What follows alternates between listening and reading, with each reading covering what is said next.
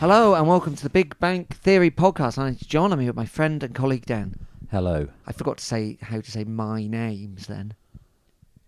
Your name? I just went like, my name's John. Oh, I see. Oh, the AI won't be able to pick that up, would it, for the transcript? Have you noticed that? It does a transcript of everything we say. Yeah. And then it says, like, starring in this episode, Blake Lively. Does it? Yeah. What's she got to do with anything? I mentioned her last time. Oh, I see. Okay. So people searching for her will come across... King Charles. Yeah. George Orwell. Dennis Skinner. Yeah. Gus Honeybun. Yeah. Big Bird. Big tall man from Dixon's. Yeah, he's there, starring. Gary Lineker. Yeah. Why not? Anyway. Please enjoy. If you're listening to this because you've gone looking for a podcast about any of those people and you found this, welcome. Yeah. There's more about them coming up, probably. Yeah, stick around. Enjoy yourselves. Listen to us talk about 2 disappointing defeats for a League One football team. Giant haystacks. Yeah, okay. So Exeter City, 2 games in a row against 2 of the top teams in the division. It was Wrexham away on Saturday. It was Birmingham City at home yesterday, Tuesday. Both defeats. Wrexham 3-0 down, 3-0 loss to obviously a very wealthy football club. Yeah. All the goals, and in fact one that was disallowed, came from pinpoint crosses, corners and crosses from the wings. Yeah. And we didn't know what to do with any of them. We certainly didn't deal with any of those things. And I don't know, I feel like that's I know that they can still have... I know they've got good players who are, good. For League One, very good players, earning a lot of money. Yeah. Arguably could be playing higher level. I think certainly. But it's not like given that they all came in the manner they did, it's not like that I don't know, I feel like that's a more of a level playing field that crosses and corners into the box than, yeah, well normally we mop that stuff up like a... Well, it's not like they played through us with just kind of like unbelievable kind of team moves to just like, oh, we can't compete with that. It was just like stuff that you think you should be able to deal with. Yeah, it was just it felt like just a bad day at the office for those centre-backs because that's not been a problem all season. Our defensive record's been excellent. They've looked solid throughout, and yet we conceded 2 of those in 25 minutes. The disallowed one wasn't long after. No. Just, And then that's it. I mean, they'll be disappointed with that. Colwell will be disappointed with that. Kramer and Sweeney they know how to do that stuff. I think we said this quite a few times, haven't we, when we've been watching, not on the podcast or anything, but when we've been watching matches, that like if we go behind, it almost straight away feels like that's it. Yeah. And especially if you go behind early and that goal was 7 minutes in, you feel like there you go. Do you mean like, oh, that's the end of that then? We just got to like another... I don't think that's even always been the case. I think we have come from goals behind. We have, haven't we? We have gone from behind to do well, but I don't know. Just lately, anyway, there's been a kind of... There feels like an unlikeliness, is that a word? About our attacking. Yes, we're missing Woods, weren't we, for this one? Yeah. And who's the other? Well, obviously, Ifeko's missing. There's no, Mitchell didn't start and Harper didn't start, so Watts is in, Purrington's in. And Ali was on the bench as well and didn't come on. Yeah. And Purrington starts, of course, because and then we'll see him change that system during this match and then for the game last night. But we'll come on to more of that. Watts had the ball in the net, disallowed for fairly dubious offside, wasn't it? Yeah, I mean, Nice finish. Yeah. I really think there's something about him, and I'd be giving him a lot more. I know maybe still not quite fit, but I was a little surprised to see him not feature more last night. Yeah. But I think he's someone who's at least what we're missing at the moment is a little bit of what we had at the beginning of the season, which felt like a bit of an impetus to kind of like a bit of kind of like we can do something. I know we're not favoured here, but we can give this a good go. And there's a few that are keeping that spirit alive, but it seems to have been lost a bit in the overall kind of picture of things, which is the thing that's disappointing, really, isn't it? But you'd expect to lose to Wrexham. You'd expect to lose to Wrexham, and if it had been 3-1, if that Watts goal had stood, I think you'd be like, well, that's probably about right, you know. Yeah. Weird. I think it's weird and probably just an off day to concede 3 from headers. Yeah, definitely. And especially that we thought that was an area that had been quite well addressed in terms of like the defenders. Yeah. Now I know he's had on the whole he's had a great season, Joe Whitworth in goal, but that was the question mark, wasn't it? When we were, that crosses, aerial threat, especially against tall kind of strong attackers, that could be the case. I don't think Whitworth is massively to blame for any of these goals, but No. It just would allows, they doesn't target it? him? I suppose they target keepers generally, don't they? So Well, they know. I mean, the crossing was so good, like it was Yeah. pinpoint, wasn't it? So I suppose it's just part of your game plan, isn't it? Like yeah, that goalkeeper's not claiming it out of the sky, so very much try it. And obviously it worked after 7 minutes, and it kept working. yeah, But yeah, you're right. 3-0, it's not a disgrace. 3-1 would have been respectable. Shame for the 1,200 that went. Amazing turnout on such a horrible weekend. yeah, Fair play to them. It's a really long way in it, Wrexham. You kind of forget because you think it was North Wales, but to get to North it's Wales is miles a pain away. in the neck, isn't it? Absolutely miles. Yeah. Yeah, miserable conditions and miserable match to watch. No goals, and obviously that all we've got really from a week of football to cling to, if anything, is we had 1 goal disallowed, and it wasn't. That's not a goal. And the wider narrative, Dan, is this Barnet is a sticking plaster over the fact that goals are becoming increasingly harder to come by.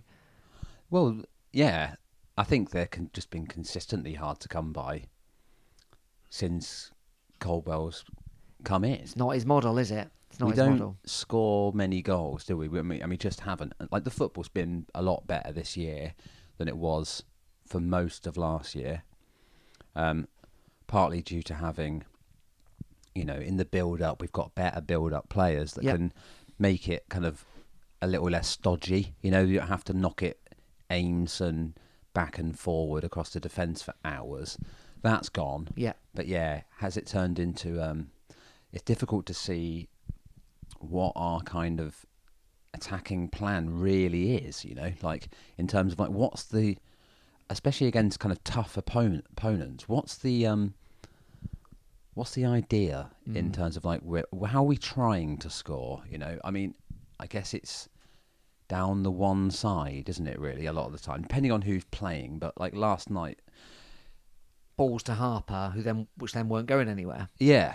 I mean, and by the way, I think the players are very much trying to do what they're meant to be doing. Oh yeah, definitely, yeah. I think Harper's always... There was a man behind us last night who was in full praise of Harper, and it made me kind of reassess him. I've always liked him. I always thought he was a good player, but the guy behind us was really like, oh, he's an excellent player. And he really tries some kind of ambitious stuff. Yeah. And maybe that's the kind of necessity of the situation that nothing was working, but it was just beyond him. Even if the stuff worked, there were 2 Birmingham players there straight away, and the system meant that he was unsupported. Unless you come back. Yeah. That's where your support is, isn't it? It's back down the line. Yeah, exactly. Yeah, Harper's... I like him. He's a good player and he's useful, but if you're going to come up against a team which are really well organised and also have credibly competent players for this level, there's no leeway, is there? I mean, and he's not on the same level as them. No. So it doesn't matter. He can kind of do nothing wrong and still come away with absolutely nothing, Yeah. And he's not the finished product, Harper, is he? He's a young lad, and we don't know how good he could be. Is he? This could be the peak of his powers, or he could improve loads. So he's still at that point, but he hasn't got the kind of end product yet. And put him up against some like very good fullbacks, especially in a system where you said like we've got no overload options there, so they've almost always got 2 men on him. He's got no chance. No. So I mean, and that's a game plan issue.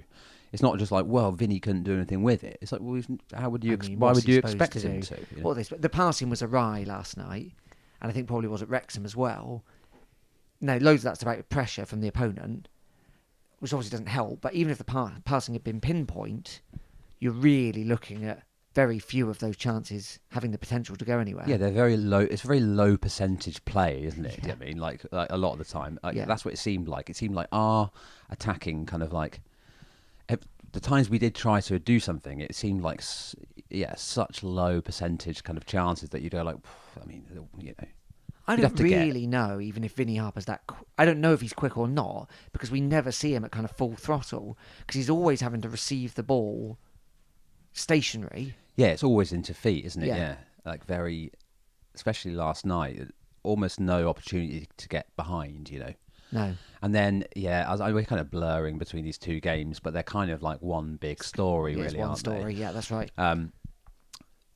And too often last night, for example, I thought we couldn't get hold of the ball, which is key to the way we're, at least the kind of broader picture of how we're going to play. Like, I'm not really sure, like I said, about the attacking exactly how it works, but if you can't even get a hold of the ball, you can't even do what is. Yeah. And then too many times we were when we did have tiny little opportunities to do something, we were too sloppy, you know. Yeah, there was Too a lot of many- sloppiness. Yeah. And then McGuinness, there were a few times when it was hit to his chest or his head, and he is a player that can do that, and was doing it, I think, to the best of his ability last night. And yet again, inevitably, if you're in the air to take that touch, you can't also be the person to pick up the second and third touch. No. So where was the option for him? Where was the man running through? Yeah. Jaybird similarly was, I think, set up to do the same. Yeah, that was a strange one. It seemed to be having like two players to try and two out balls almost, you know, but to do the same kind of thing. But both not knowing which. It wasn't like, oh, it's going to be this guy this time. They were both set up for it to happen to them. And just kind of whoever it comes to, you do it. Yeah, but you're 15 yards away from the guy who might be able to take it off your toes. Yeah. And again, I just think it's a kind of, and this is not really our fault and is unrealistic to expect much more, but McGuinness up top as a kind of hold-up player, fine, but against Birmingham City, teams like teams like that, you're very unlikely to get anything out of it. He's a kind of, you know, he's getting on a bit, in terms of like, and he's still a very useful player, even at League One, but against the very top teams like that, they got to do something wrong for you to get any change out of them. Do you know what I mean? Because they're just too well, you know, they're championship players at worst, you know? Yeah, that's right. Well, indeed. So, yeah. So let's talk about that then. So that was Birmingham. So it was 3-0 Wrexham, inevitable. Then last night, Birmingham, we went all out. There was a big banner. There was the Stansfield shirt in the newsstand, in the Stansfield stand. There was a box of fire. 2 boxes of fire. 2 boxes of fire. This was... So they raised a load of money. This is another thing. Have you seen all this, the furore around this? No. So money was raised by the lads on the big bank to do this display. Yeah. They raised 800 quid. Oh, yeah. That's a good effort, isn't it? You know? And I'm not really sure why the display was taking place. And I think it is, you know, Jay Stansfield coming back and we're playing a big team. Yeah. But, I mean, it was just a normal league game, really. But, you know, they've done it and it's nice to do things every now and then. I suppose, Dan, if you haven't got the 16,000 to do it for 20 league games... Yeah, you do it on one where you're going to get a big crowd. Yeah, and it's an evening. Evening, that's all that stuff, that's right. Yeah, sell out, yeah. Yeah. So that makes sense. So they had the banner that goes along... Behind the big bank goal. Behind the big bank goal, which said something about, you know, believe, don't give up, something like that. Yeah. You know. Yeah, I'm struggling to read it backwards, I'm afraid. Exactly, that's why I don't really know. But, you know, a message of... Yeah, encouragement. That. They had lots of ticker tape. Oh, yes. Everyone was throwing. Blight of Sweeney's life.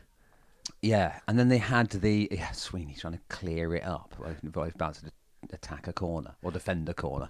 Yeah, I mean, I don't...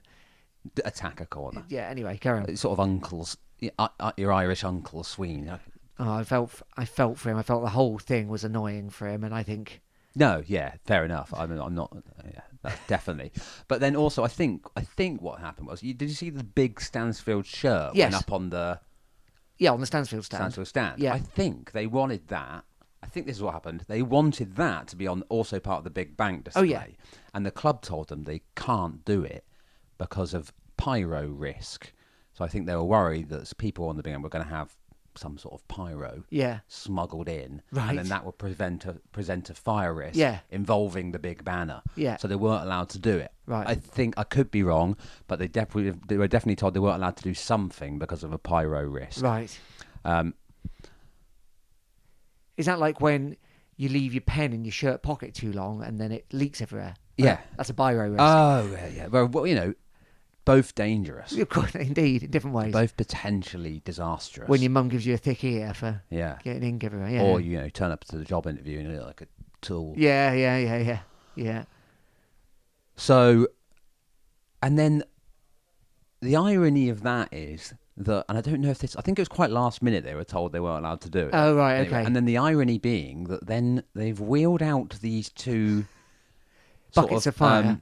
Penn and Teller sort of boxes, and you're thinking, what are they doing here? Chopping a lady in half or Yeah. something? You know, they look It did have the look of that, very didn't it? strange. I was hoping for the World Cup remote control car to come out. Yeah. But First, I thought, are these like bins for the bibs or something? Do they always have these? And I haven't noticed it. But no, it's Bib everyone's bins. Bib bins, big bins. Yeah. But no, and then it's sort of like they just fire up these fire out of these boxes. It's quite a lot of fire. Remote control. Oh, it's about 5 or 6 blasts, Yeah. about 20 foot in the air. Yeah. Um, Joe Whitworth got a bit too close to one. I was like, Did watch he? out. Yeah. I was like, watch out, chap.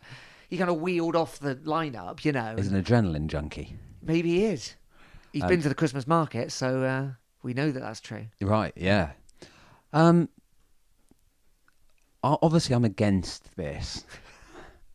Yeah. Because I'm not against our lads' display. Yeah. What I'm against is this weird pyroblast.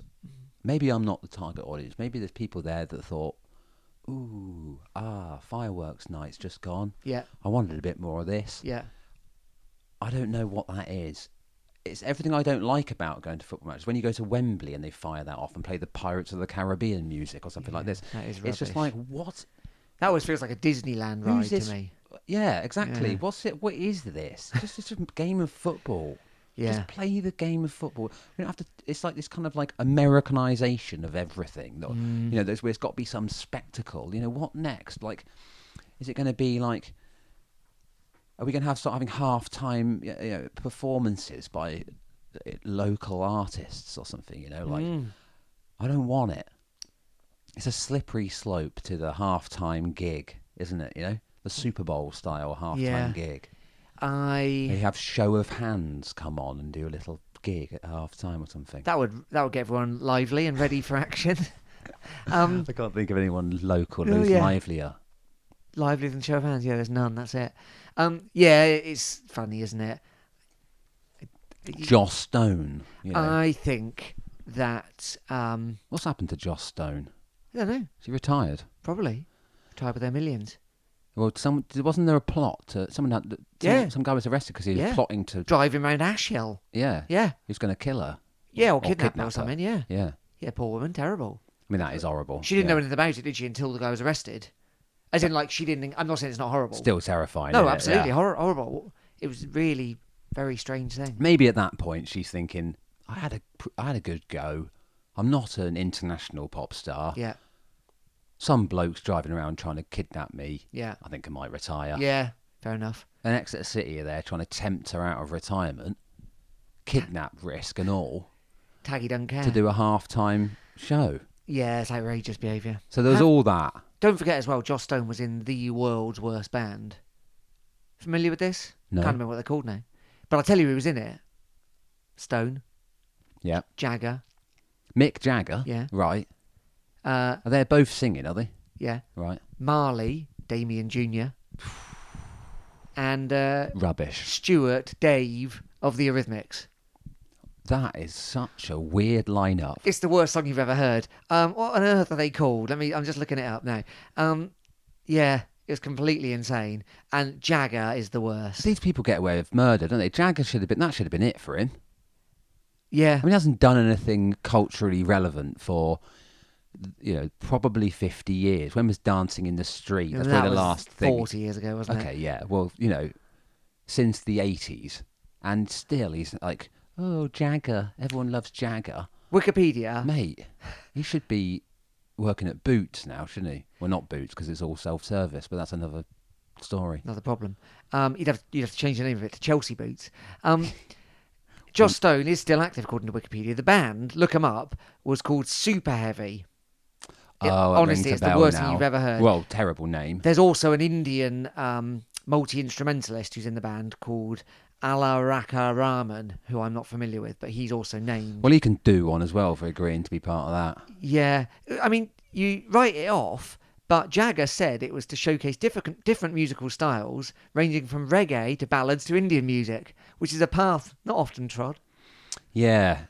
I think it could be a kind of supply and demand kind of situation there. Do you mean no one asked for it? That's why it's not a thing, I mean, it's terrible. It was Dave Stewart's idea, according to the internet. So that's like having a Chinese takeaway. Yeah.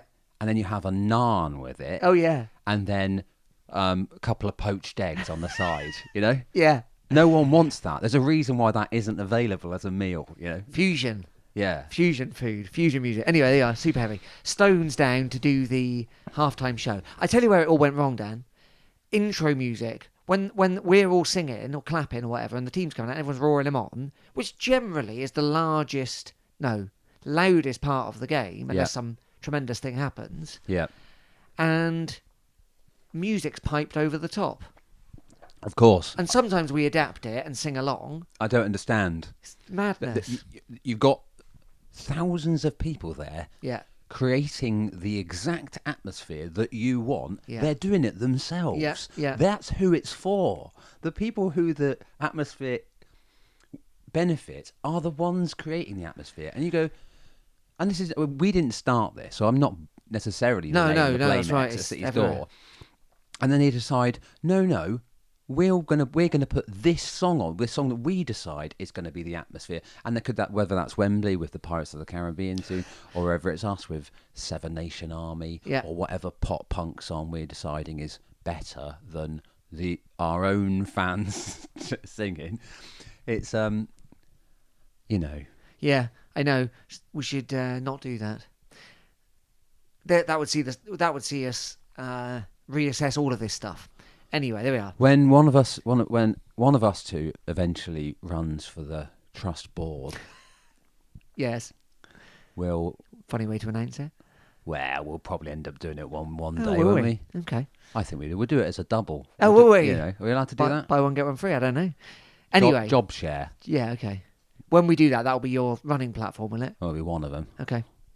Anyway, the game itself, City, if we had 30% possession, I'll be amazed. Yeah. The oddest choice, I suppose, is...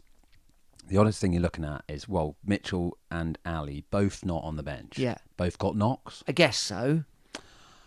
You wouldn't not. And you still Reece Cole out, etc., etc. You've got Ed Francis on the left side of the back three. Yeah. And he finished the Wrexham game there as well, right? Yeah. He came on for Purrington. Now, as far as I know, Purrington's fit. Yeah. So Colwell's decided that's the way he wants to go. Now, a friend of ours mentioned that he apparently played there for Gateshead a bit. Okay. But, that's very different to playing against a team that should be in the Championship. Yeah.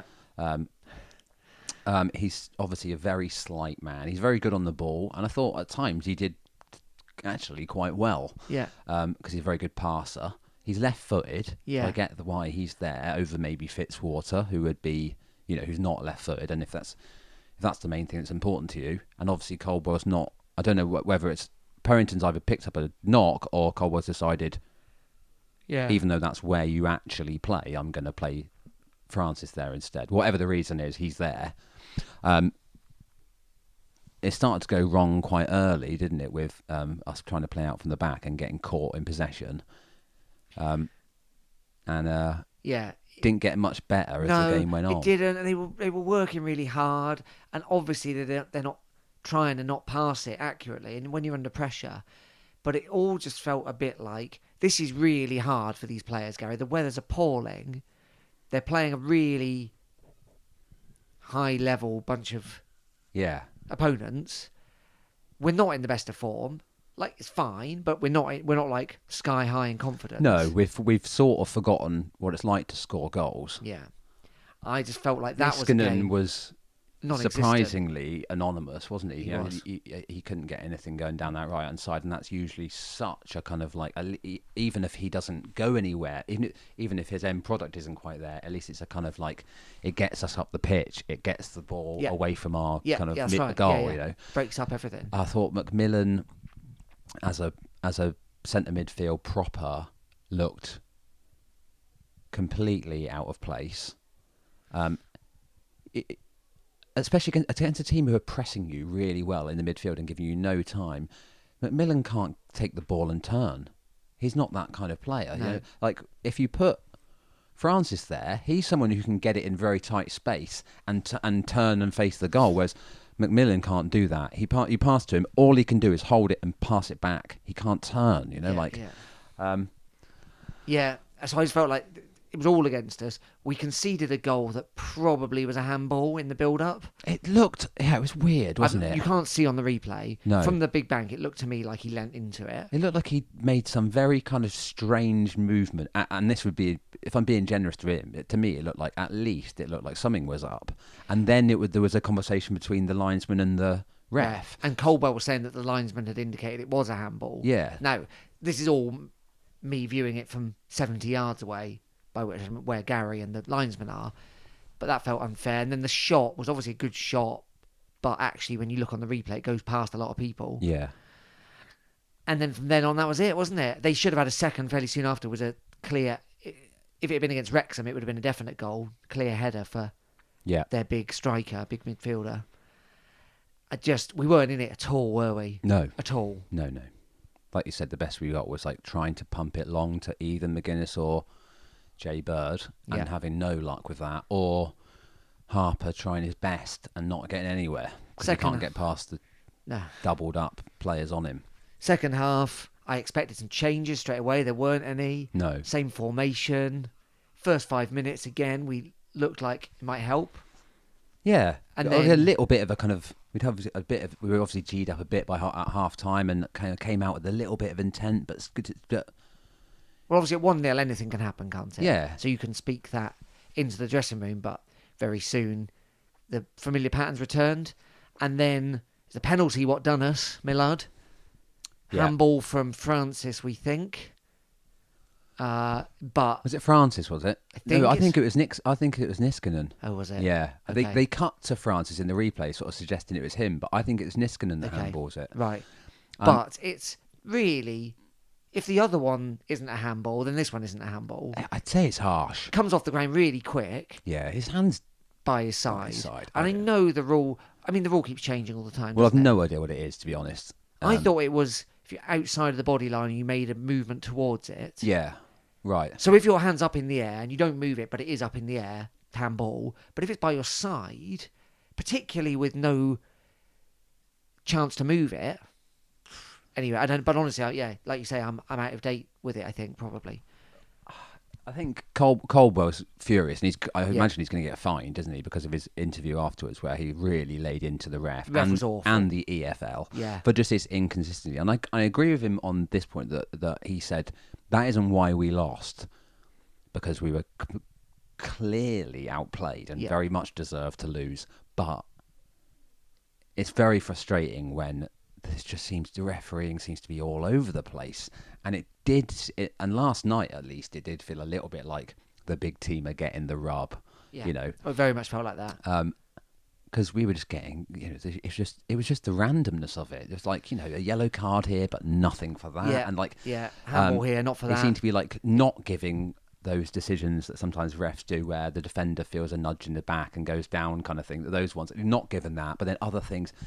It was. Wouldn't use his linesman at all, was he? He wasn't listening at all. No, they seem to be. There's quite a few times when the linesman was sort of going like, something here, and the ref's like, nah. The one he didn't give was when Alfie May rolled around like the tar barrel. Yeah. which of course got Aimson sent off last year. Yeah. When I he was hate playing for Alf. Charlton. I hate Alfie May. Oh, honestly, he can absolutely do one. Little Eddie Marzen looking. He's obviously a good player, but the all of that, it was worse than I feel like it's a throwback to 10 years ago when you just fall over and go completely bananas at any opportunity. Yeah. Anyway, there we are. So he didn't fall for that, but he did give the penalty, which Jay Stansfield took and scored. Yeah. And I know we talked about it. We weren't going to be singing songs to him while he was playing, but it was lovely to see him. Yeah. And well, I very much expected, okay, if he's going to score against us. Yeah. I was actually quite glad when we got to half time, and I was like, okay, well, at least it won't be in front of the big bank. Yeah. I was like, okay, that's the worst case scenario gone. And then a section of the Exeter fans, but a significant one, very upset by what looked like, bear in mind he's right down the other end from the big bank, looked like he was celebrating scoring the goal. Yeah. If you see if say he did do that, that's up to him. Yeah. It's hardly when Emmanuel Adebayor ran the entire length of the field to... Yeah, it's not that. It's not that, is it? I would say that was out of order. 2, I don't think he even did celebrate. No. I think he literally points to the sky as in a gesture to his deceased father, whose ground he is, whose whose name has been sung all night, and whose name's on the stand. He's in front of the stand. Yeah, so that, and even if he did celebrate, Stansfield, he's this very passionate boy, isn't he? He really buys into where he is. He properly bought into the whole thing of returning to his boyhood club that season on loan, and everything around his and was brilliant for dad. us. He always talked about that kind of stuff. He scored that goal against Plymouth last season for Birmingham and had the T-shirt on and showed it to the Argyle fans. Which is maybe the greatest thing anyone's ever done. It's one of the best Exeter City moments there's ever been, Yeah. And it wasn't even during one of our matches. Even if I think he's pleased to be doing well. He loves football and he loves succeeding, and he thinks his dad would be proud of him, which is quite right, and even if he did celebrate, I think that's just who he is. He still, he loves it here. Yeah. He's fond of the place. He's but just kind of went straight into just chanting and calling him, calling him the worst names there are. That's right. I'd say in fairness, do I even want to? If that had happened in front of the big bank, we would have seen what he'd done. Yes. So that's one thing. Thing number 2, they called him that name, but then within 5 minutes they're singing his name properly. So I think probably they regretted it as well. Well, yeah, but only when he got subbed off and then clapped us. Yes. And then they're like, oh, right, oh, no, fair play, Stano, let's chant his name now. And it's like... Oh, yeah, it's stupid. Can't you give the lad the benefit of the doubt? Well, I think 90% of the crowd did. Yeah, okay, yeah, of course. And it's heat of the moment, I get that. They're just, And they couldn't see. But there you are. So that was 2-0. That was done. It could have been 4-0 for all the possession they had. Or they didn't really create that much, actually. No. But we created nothing, which is more of the problem that McGuinness had. Yeah. A shot on target late on. Yeah. And that's that. So that's 2 more defeats. Yeah. 2 in a row. No goals. 2 defeats, fine. Considering who they're against. Yeah. We're still 11th in the league. No goals scored and not even looking like scoring, really. Bit of a concern. There's the bit of the concern. Anyway, more on that in a second.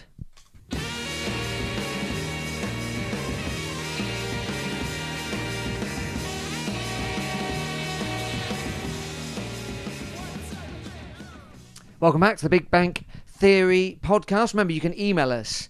If you've got something to say, it's bigbankpod@gmail.com. Gary's been in touch, who's given us that...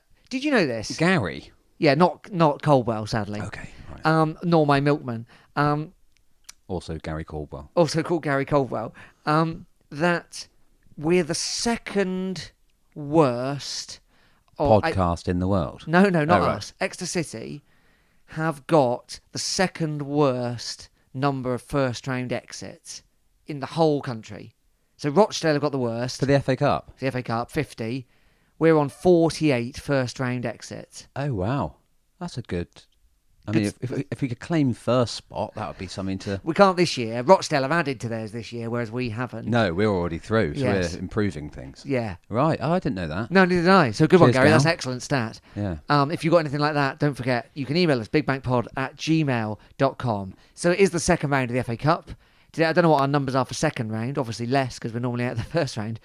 Chesterfield, League Two, former home, brief home of Professor Gary Caldwell. Yeah, they don't like him there. So I looked it up. He was only there from January to October, January to September. And yet they seem to blame him for... the following relegation. Yeah. Not only that rest of that season, No. but also the relegation for the next season. They still blame Colwell for that. I don't know. I haven't looked into it. Maybe it was his fault, but I mean, how much damage can a man do in 6 months? Well, also, he'd gone by October, so... Well, 9 months, whatever. But, you've got time to recover the rest of the season. Anyway, they're livid. They're mainly interested in coming to the game to have a go at him. Yeah. Which is quite the commitment on a 4-hour train ride. Well, spite is a very... Yeah, it's a strong emotion. Yeah. So there you are. It's obviously a great opportunity for us to, score some goals, stick some in the bag, and get to the third round, where we can surely dominate... Oh, bound to. I mean, any of the teams we might come up against. I mean, even if we do manage to score a load, yeah, that's good, and it can't do any harm in Yeah. getting yourself back in the kind of the old goal scoring kind of like yeah, routine. But that is going to have to translate into some goals in the league fairly quickly too. And then there's only a couple of days before Wickham at home on the Tuesday, and they're top of the league. yes, they are. So we don't want to get thumped by Chesterfield. We do want to beat Chesterfield. We don't want to then go back to the old ways because we're knackered. And we definitely don't want to get a third round draw against, I don't know, Manchester City. A vindictive feeling Manchester City who put 15 past us. Yeah. Well, then maybe we could beat Man City in this I mean, that would better be... chance than ever. This is our best chance for some time. Yeah. Although I wouldn't fancy our chances. Who's the team we've never... Is it Arsenal? Are they the only team we've never played, or is it Arsenal and Man City? It's Arsenal and Man City, isn't it? I think, yeah. In a competitive competition. Yeah. I think that's right. Great to tick off one of them. We've got to get past Chesterfield first. I wouldn't really want this to be the time that we play one of them, although by January anything could change, couldn't it? Exactly. And well, we're never expected to win a third round FA Cup tie against a Premier League team. No, I know, but you just wouldn't want it to be like 7-0. No, you don't want to get thumped when you're already in a slump. You know what they call that? What? Argyle style. Yeah. Argyle style. Yeah, and then you're right. Then it's Wickham, Tuesday, who are top of the league. Alex Hartridge's Wickham. Yeah. The farmhand returns. Back from the fields, protesting about the new inheritance tax on farmers. He's going to take it out on Him the and centre of... Clarkson in their wax jackets. That's right. They're angry. They're going to drive their tractors to Westminster. And yeah. I don't imagine there's much arable land in Wickham, is there? Wouldn't say so. So he must be Suburbia, isn't it? pining for the green fields of Devon. You'd by assume now, so. wouldn't you? Maybe he lives out in like Prince's Risborough, something like that. Is that up near up Posh. east? That's posh countryside, isn't it? Up round there. Right. Okay. Yeah. think. Possibly. I mean, you could. I suppose you could commute from Norfolk, couldn't you? Yeah. The only time I've ever been to that part of the world was City's first Wembley playoff, and my friend who I always used to go to the football with was living in Birmingham. So a couple of us, seems daft now, went to Birmingham first to then come across to London, and we got absolutely lost on the trains on the way home and ended up in Prince's Risborough. Wow. Yeah. And Wickham. And you thought this looks like fertile land. I thought in 20 to 30 years' time, there'll be a red-faced centre-back who's living here and cross about his farm being taken away from him. Well, I mean, I don't know if this is good news or bad news, but I think he's injured. He's not playing, is he? He wasn't even on the bench on Saturday when they beat Lincoln 3-2. Another old friend of ours, David Wheeler, was on the bench though and did come on. Still, he's been a long time, hasn't he? Ages now. I mean, there was always talk of maybe he would come back because of You can't have many more seasons in him, can he? But I think he's just, he's Yeah. become way more of a thing there than he ever was Yes. in Exeter, Yes. even though he was very well liked here, Yeah. But Well, obviously, Wycombe's a good opportunity. I'm not terrified of them, even though their results are better than everyone else we've played. But I feel like, in a way, they've not got the superstars. They're obviously just a really good team and a well-coached team and all that. yeah, Um, yeah, you're not thinking, oh, we're coming up against players that we have no kind of business beating. We're going to have to be the best we could possibly be and hope they have an off night or whatever. Yeah. It doesn't feel like that, but then obviously it could well be like that. Their manager's still there, Matt Bloomfield, who I heard on the radio. He's obviously really into it because there have been rumours of him going, hadn't there, to Championship and even Premier League teams. I heard him on, what was it, 5 Live, I guess, and he's fully into the project and got every ambition to get them into the Championship. Well, he's going the right way about it. Yeah. Of course, our other old friend, Wycombe related, Gareth Ainsworth's back in the league, isn't he? Gone to Shrewsbury. Beat Birmingham even, didn't they? They did. Yeah, the week before. Was he there then? Yeah.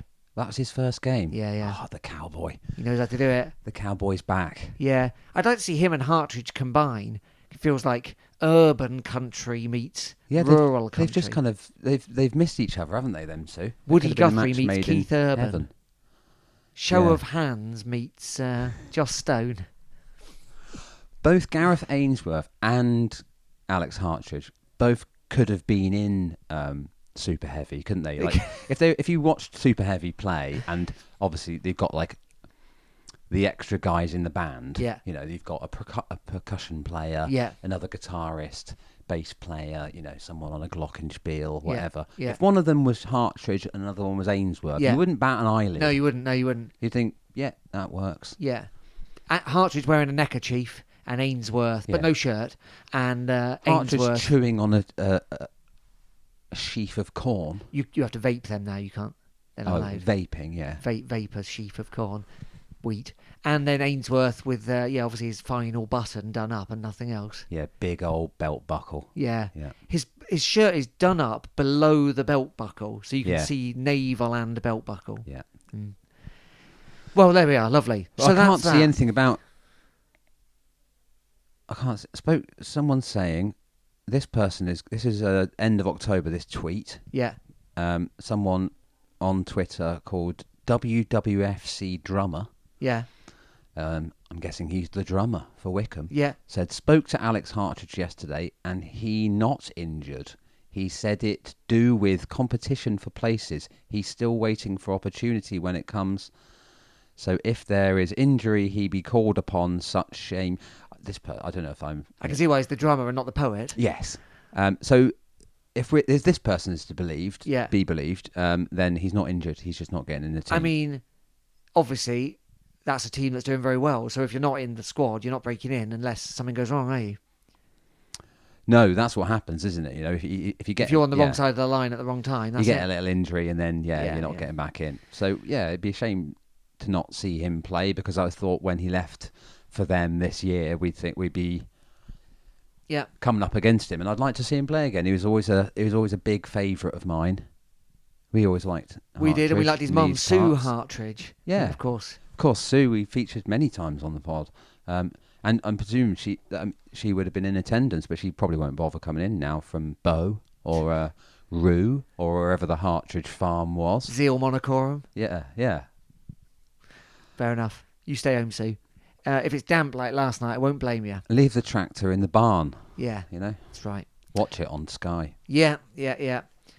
All right, there we go. So 2 games. We'll be back after Wycombe with hopefully some goals to talk about. Yeah, there's got to be, really, and otherwise it's going to start becoming the narrative.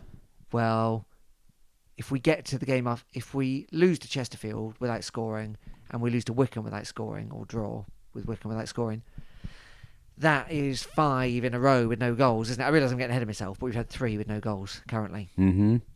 Okay, well, maybe... Well, soon we'll be able to talk about... We're hurtling, in fact, towards the January transfer window. Yeah. So there's no point mentioning anything about that yet, but that is on the horizon, isn't it, I think it needs to be. We'll see. Yeah, not sure exactly how, but yeah, we will see. All right. Well, thanks for listening, everyone. My name's John. I've been here with my friend and colleague Dan. Cheers. See you soon.